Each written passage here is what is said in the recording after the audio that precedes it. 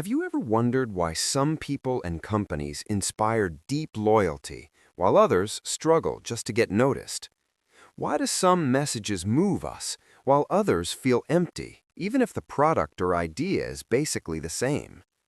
Today, I want to take you on a journey through one of the most powerful ideas in personal development and leadership, the concept of start with why.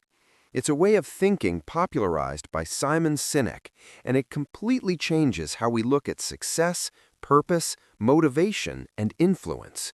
And don't worry, this isn't a lecture. Think of it like a conversation. Together, we're going to explore what why really means, why it matters in your life, and how discovering your own why can transform the way you work, live, and lead. So sit back, relax, and let's dive in. Most of us grow up being told what to do. Go to school, get good grades, find a job, work hard, maybe start a business. And if we do those things right, we expect success to follow. So naturally, when we want progress, we focus on the what. What do I want? What am I trying to build? What goals should I pursue? Some people go a step deeper. They think about the how. How can I be more productive? How do I market better? How do I improve my skills? But very few people stop long enough to ask the most important question of all. Why? Why am I doing this? Why does this goal matter to me? Why should anyone else care? And here's the key insight. People don't follow what you do. They follow why you do it. Think about the world's most inspiring leaders and brands. Apple didn't just sell computers, they stood for creativity, rebellion against the ordinary, thinking differently. Martin Luther King Jr. didn't simply talk about policy change. He spoke from deep purpose, a powerful belief about justice and equality. People followed not because they had to, but because they wanted to be part of something bigger. That's the magic of why. Now, let's break this down, because it's not just for big companies or famous leaders. It applies to your everyday life, your career, your relationships, your dreams. Imagine 3 layers, like a target. On the outside, you have what? The results, the products, the visible actions. In the middle, you have how, the methods, the systems, the strategies. But at the core, at the very center, is why. Your purpose, your cause, your reason for existing. Most people live from the outside in. They start with what they do, sometimes think about how they do it, and rarely understand why they do it. But the most inspiring people live from the inside out. They begin with why, and everything else grows naturally from there.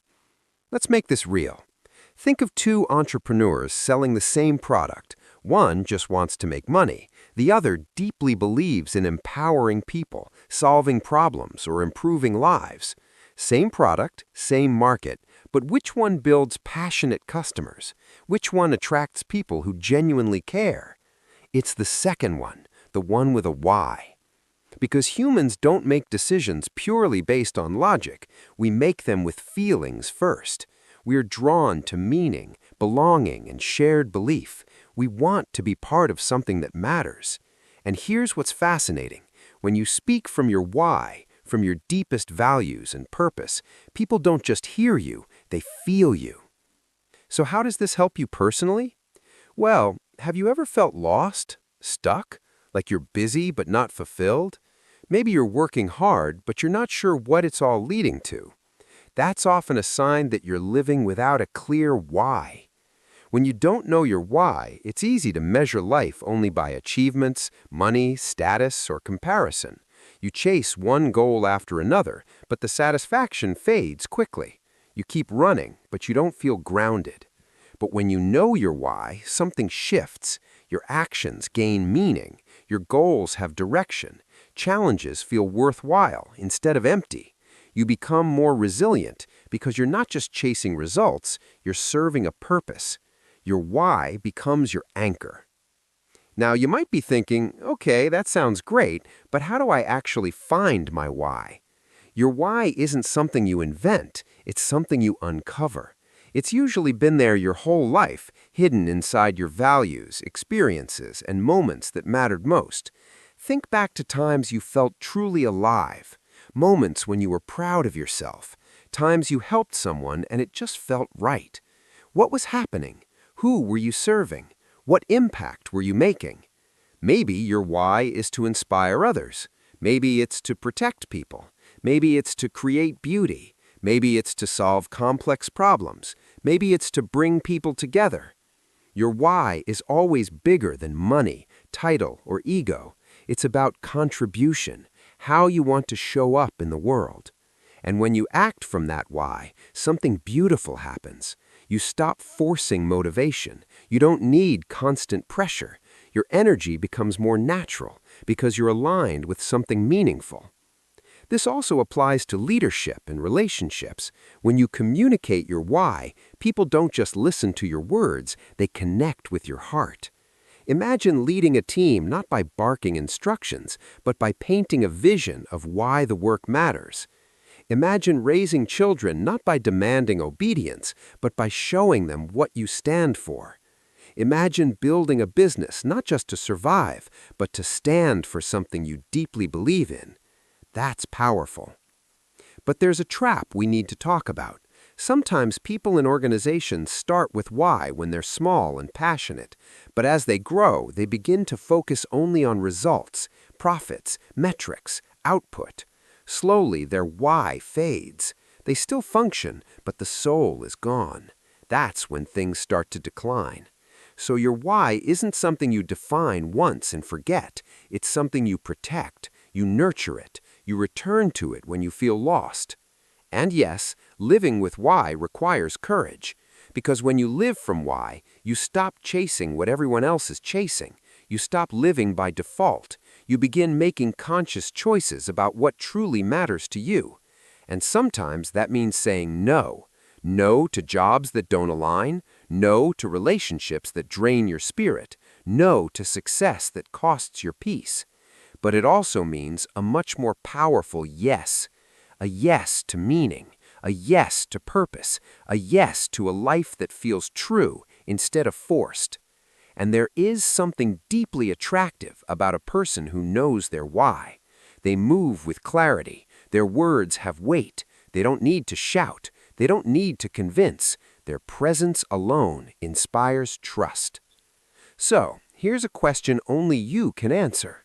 Why do you do what you do? Not what you want, not how you'll get it, but why does it matter? Because when your why is strong, your how becomes clearer, and your what becomes more powerful. And you don't have to change the whole world. Sometimes your why is expressed in small but meaningful ways, being a loving parent, a supportive friend, a creative thinker, a healer, a builder. Purpose is not about scale, it's about alignment. So as we come to the end of this reflection, I want you to take this with you. You don't need to be perfect. You don't need to have everything figured out today.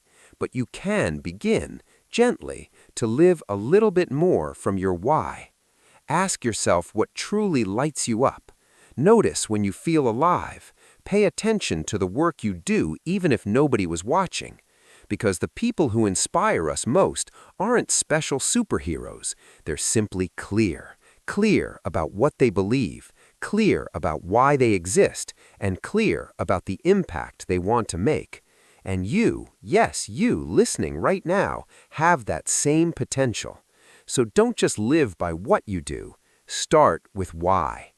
Thanks for being here with me today.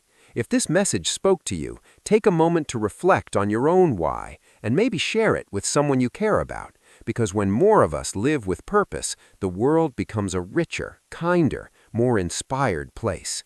And that's something worth striving for.